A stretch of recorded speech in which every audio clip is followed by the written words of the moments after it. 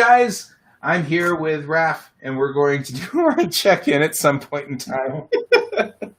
we got carried away. We hooked up and we got all linked in, and then we started talking about kids, and we started talking about Captain Marvel. And see, the problem is, Raph and I are friends, so we just start talking, and it won't end. And then we'll be like, "Oh wait, we got to work, right? We got to work." Crap.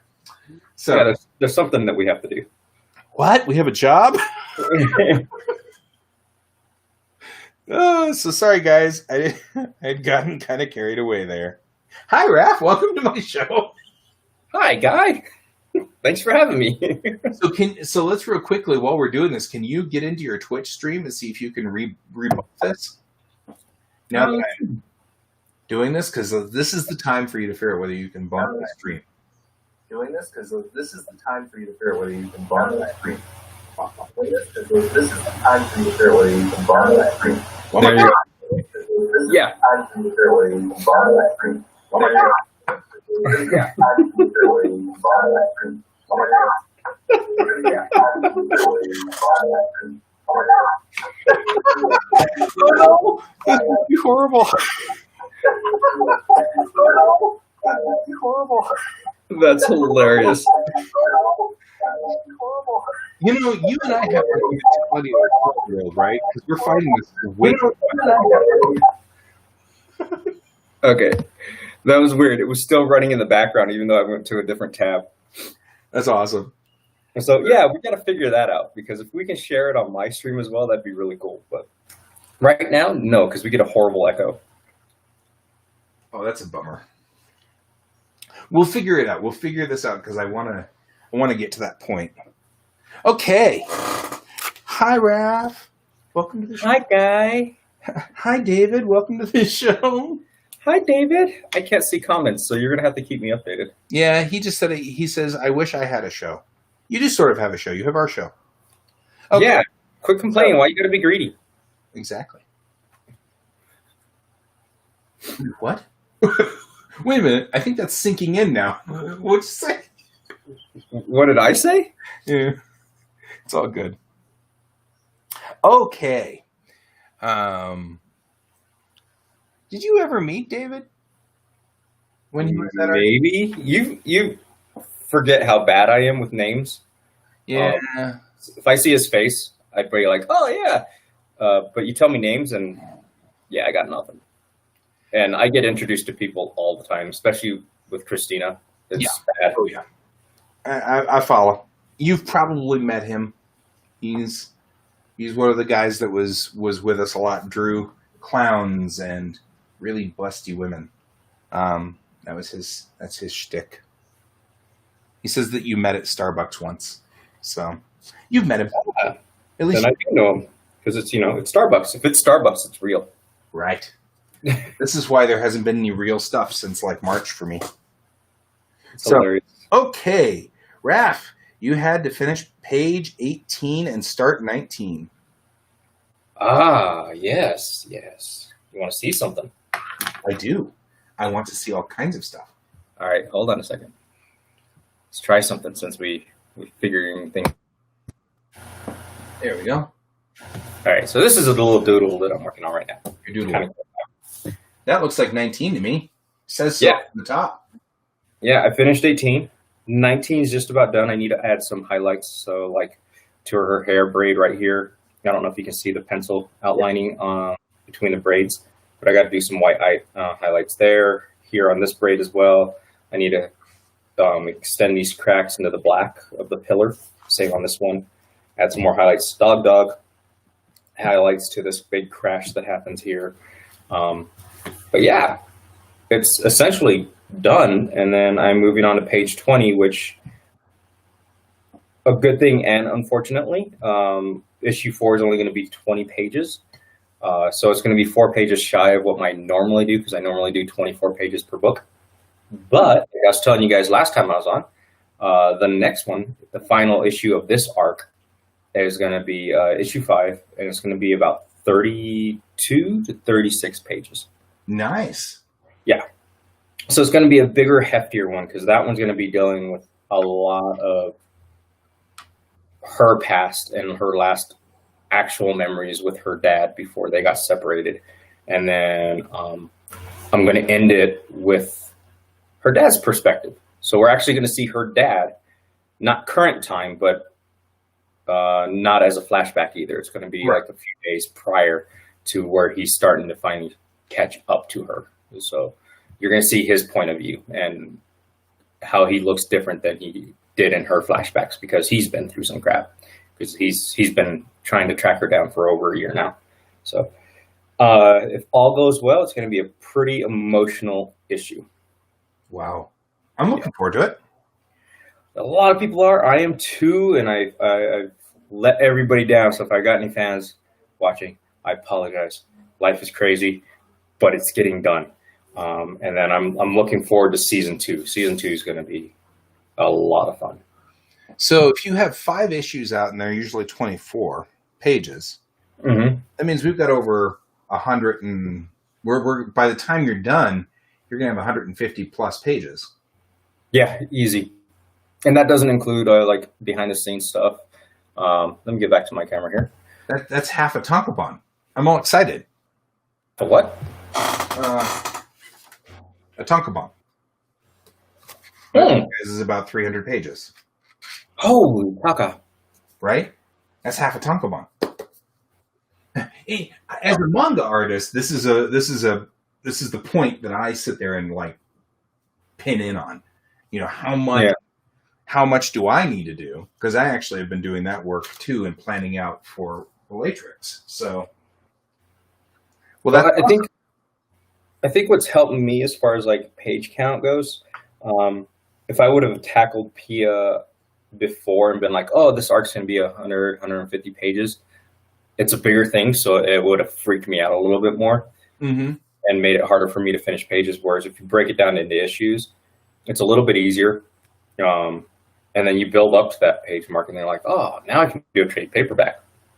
Or in your case, once I finish season 2, I'll definitely be at that size. Right. So, I can do a compendium essentially. And when you start getting bigger stories, we would call these graphic novels on this side. Yeah. But I mean, it's. Sorry, I'm stuck in my face. That's all right. You do you. You do you, boo. For me, I've been watching you guys who do these long runs, and that's one of the reasons why I like to do these draw-alongs and stuff like that. Actually, when I finally start to get into production on Bellatrix, I'm hoping you and I will do draw-alongs together. And you do Pia on one side, and I'll do Bellatrix on the other, and we just sit here and chat while drawing, keeping each other company, and other people can join in. That's what I'm hoping for. I think that's so much fun. Right, but it also keeps us on task. I'm not going to sit here and get into an argument with somebody on Facebook while you're sitting on the other side of the camera waiting for me. You know what I mean? Which, admittedly, that's what happened to me yesterday. That's why I don't have the highlights on Pia done. Yeah, that's what's got. So I've been working on the master document for Bellatrix, and unlike you, I like to see the whole picture and then drill down. It doesn't freak me out. That doesn't, for some reason, that doesn't bother me.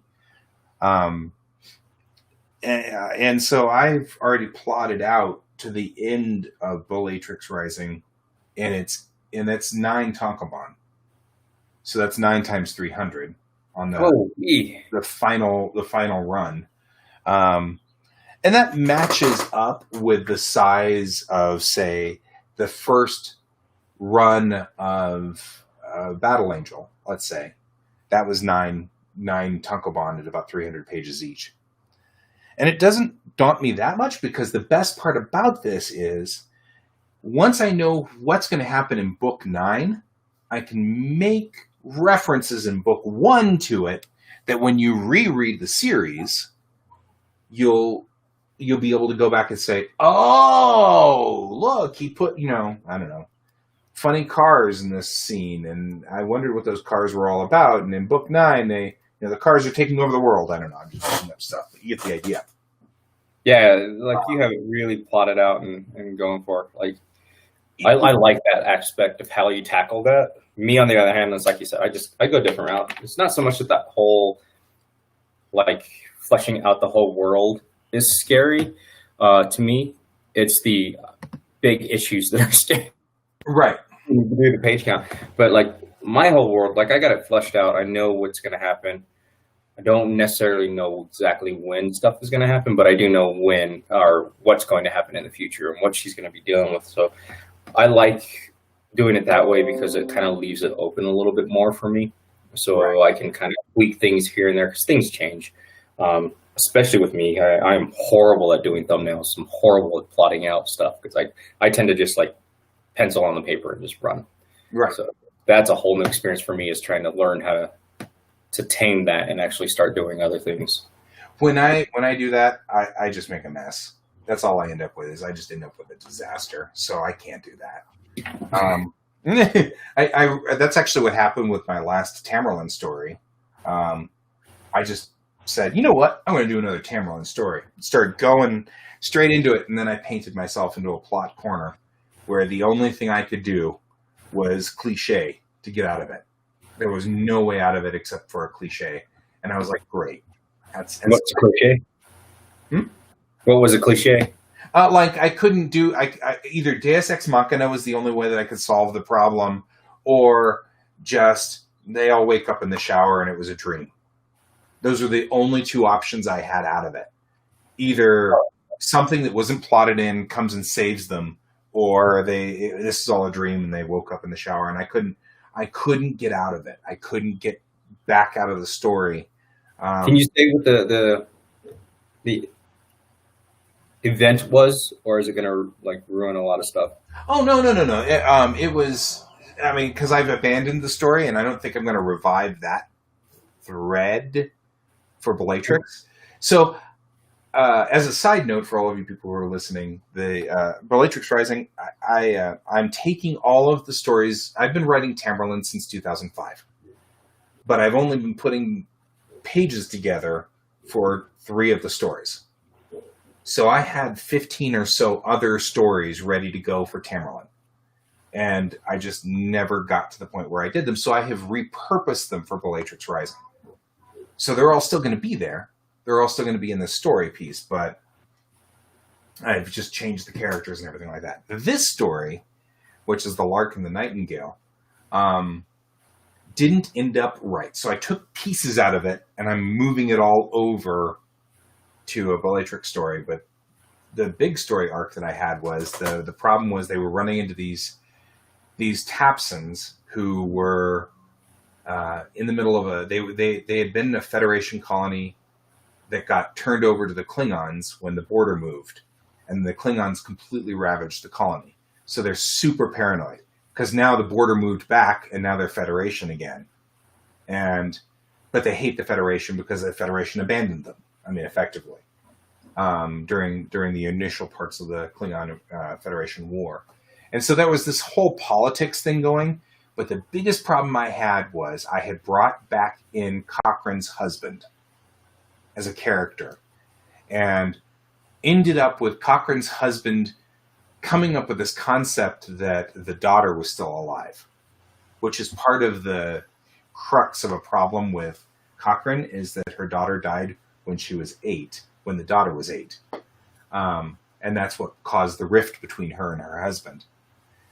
And I couldn't back out of it because now I had to either say that this Vulcan guy was insane, or the daughter really lives somewhere.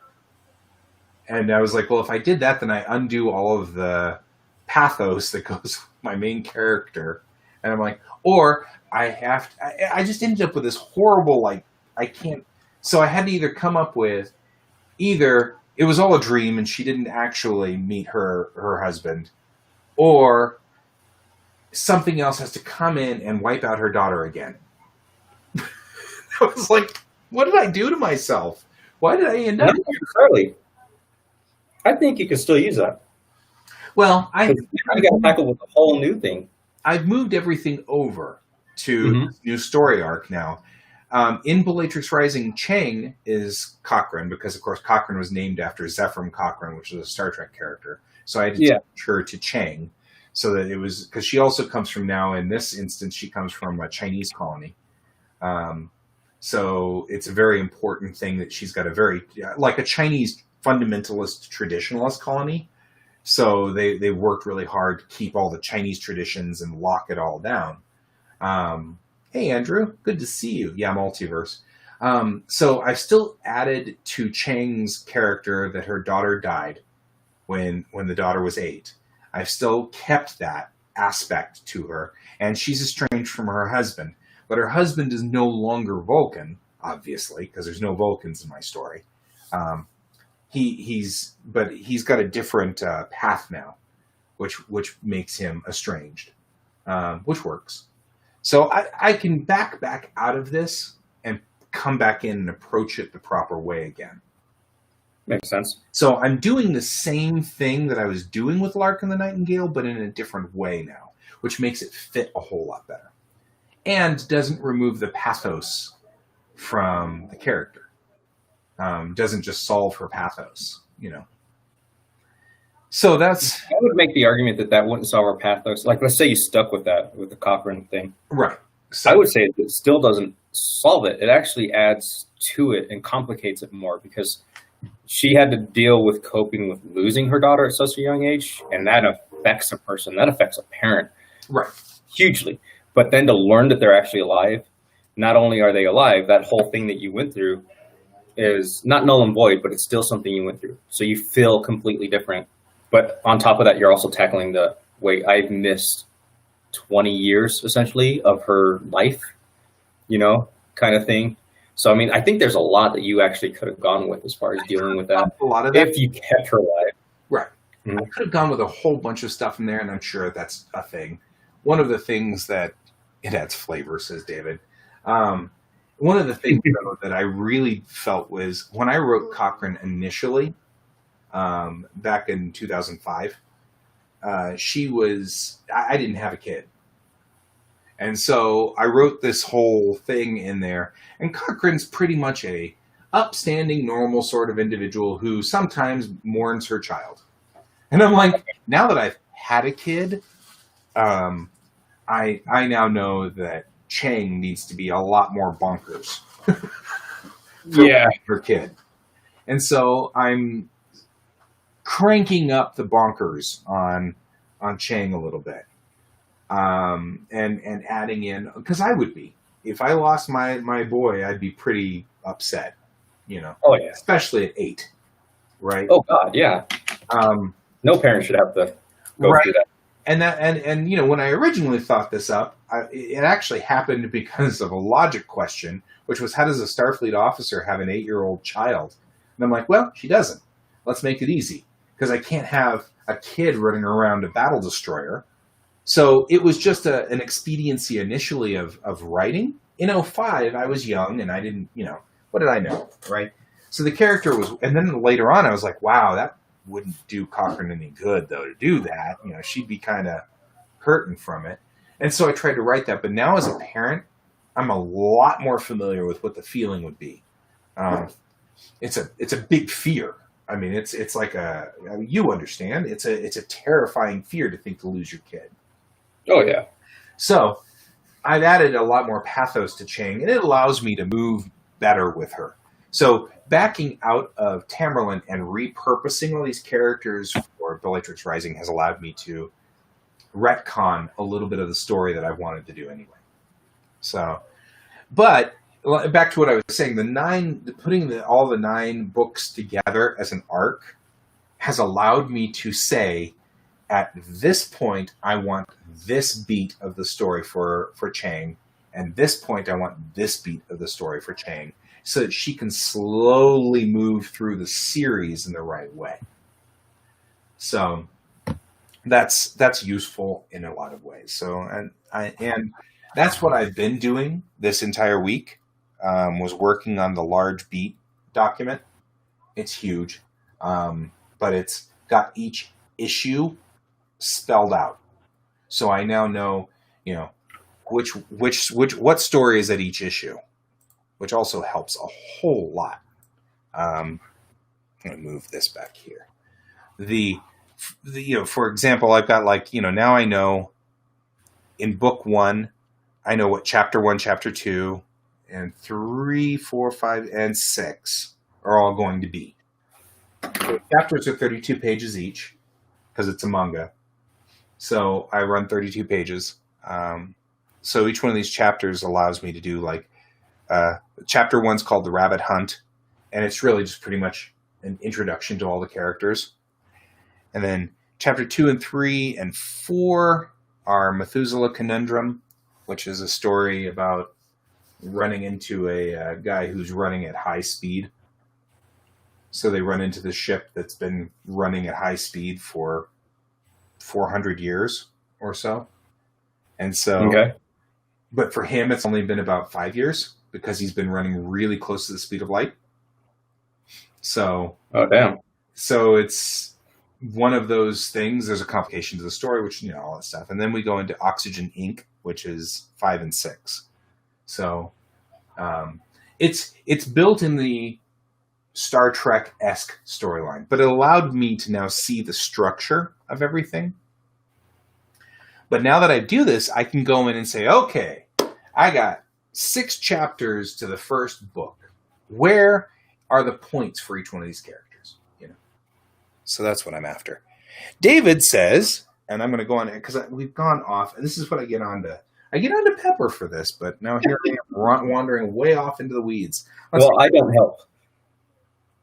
You what? I don't help.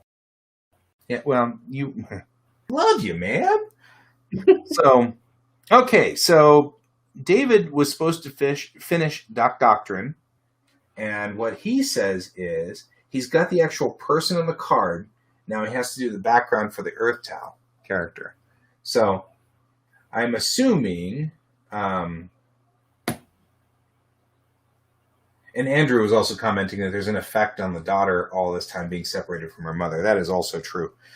There is a lot that could have been explored in that instance. And but the truth is, to bring the kid back from what she died from would require science fiction, above and beyond my tolerance. It becomes Deus Ex Machina.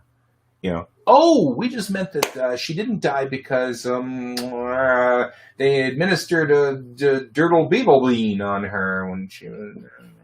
And you're like, you have to come up with something to make her come back. And her death was a lie that was plotted out by her husband. Right, and somehow managed to make that fit with a Vulcan. How would a Vulcan manage to pull that off? He's Romulan disguised as a Vulcan. Right. So anyway, man. Yeah, it's all good. It works a whole lot better now. This all works a whole lot better, and I've got this long plotted out, and it's good, and it works. Okay, and it also helps me because I had decided that 2 of the characters in Tamerlane were going to start a romance, but it was just arbitrary. And now I can actually back up and put those 2 characters into their romance so that it makes sense and it's logical. Instead of, hey, we're stuck together. Hey, let's just start having sex. Yeah, it sounds like a great idea. Which was just like a left turn all of a sudden in Tamerlane. And now it makes more sense and it's logical. I can plot it in and it makes they become friends, they become buddies, yada, yada, yada. It all makes sense. So I like that's what I call it. It happens for a reason. And you actually are getting a better deal out of it, I think. I think same thing kind of happened with Pia. I lost my first issue, my first Ashcan that I was doing with her. Right. My computer just crashed. I lost everything. So I had to redo it. I actually ended up with a better story. So sure. There's that. That's exactly what's happening here. I'm ending up with a much better story on these things. I know that these 2 characters, the voices of these 2 characters in my head said that they were together as a pair, as a couple. So it made sense. But it doesn't make sense if you read the storylines. You know what I mean? It doesn't make sense if you read the comics. It won't make any sense because there was no groundwork laid. So it's right for these 2 to be together. but it's still kind of weird. I don't know. So I like this better. I can actually plot it in and everything. No, that makes sense. So, Raph, you're doing Yep. page 20 this week, right?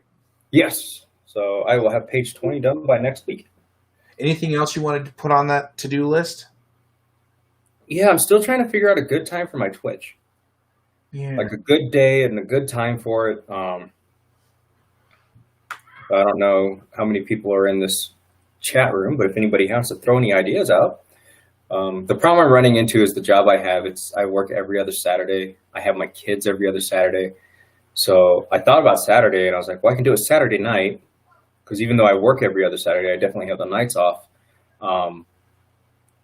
The problem is I have my kids every other Saturday too. Right. So, I don't want to be working while I have them. No, that's fair. And then my schedule, because of COVID, is all over the place now. Once I'm allowed to go back to work, because I'm still not back at work right now. But once I'm back allowed, I may have Wednesdays freeze or Fridays or something like that. So I'm still trying to figure that out. But I figure if anybody's got any advice or anything, maybe they can toss it my way. And at worst case, maybe I can just request a certain day off and make sure I always have that day. Right.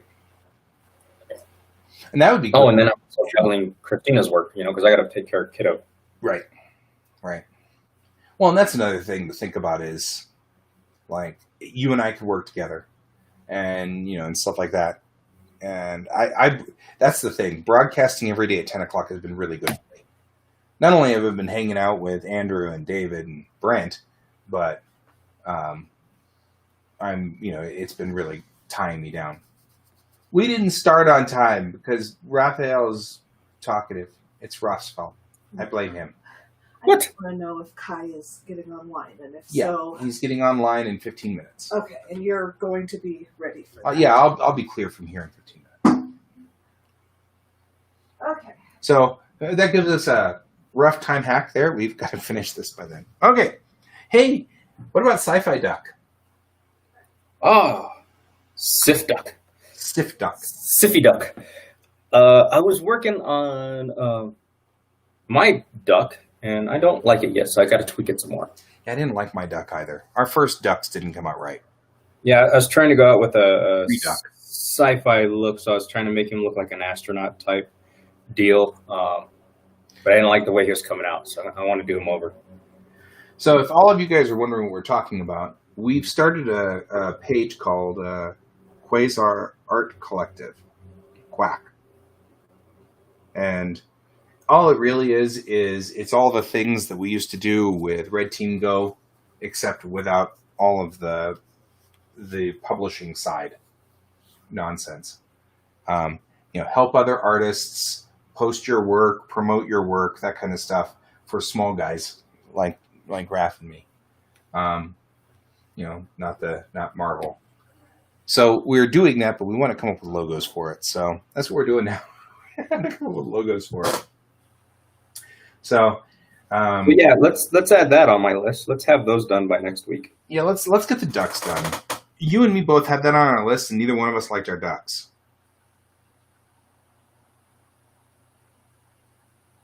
So, quack ducks. Since you can do 2 pages in a week, so I think that having page 20 clear should be enough. Yeah, I was more like what? I can do 2 pages in a week. Well, you did 19 and 20, or 18 and 19. Well, 18 was practically done. Oh. The last time I showed you guys. I don't know where I put 18. I think I put that one away to safekeeping. But I'm going to have to do much more than 1 page a week, though. I already see this. So yeah, it's tough, man. I know. I'm thinking if I were to dedicate 3 of my work days to drawing, it'll be a lot easier. I also will ash can the entire thing, so that I won't have to. And then I'll rely heavily on 3D rendering too. That'll cut a lot of it down. Lucky. Yeah, well, I'll give tutorials on it. but if I make a 3D model of all my characters, then it should cut that down quite a bit. So it won't be difficult. So, okay. So you've got Quack and the duck of Quack. For me, I had 50 strips. My wife is helping me edit. So there's some like weird lag between this. And I was supposed to fix the website, and I didn't do that. 3D assets. Now, that's the only one that I did do right.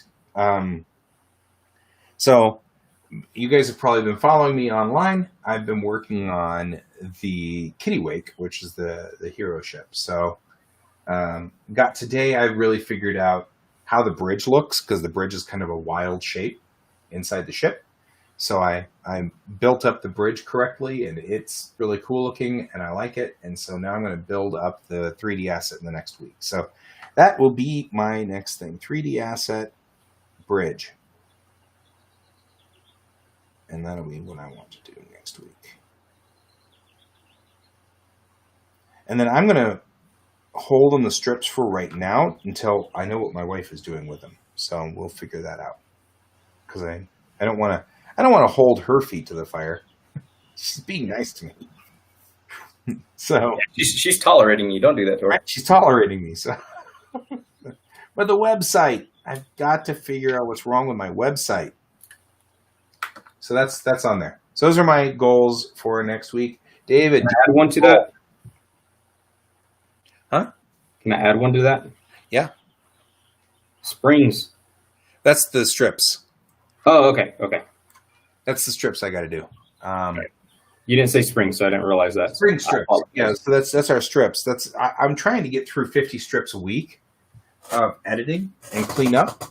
It actually takes a lot longer than I thought to do these things, to clean them up. Because some of these old ones I drew in 2000. So they're already 20 years old. And, I drew them on Bristol board and scanned them in. And, so. Background for the character for David. David saying.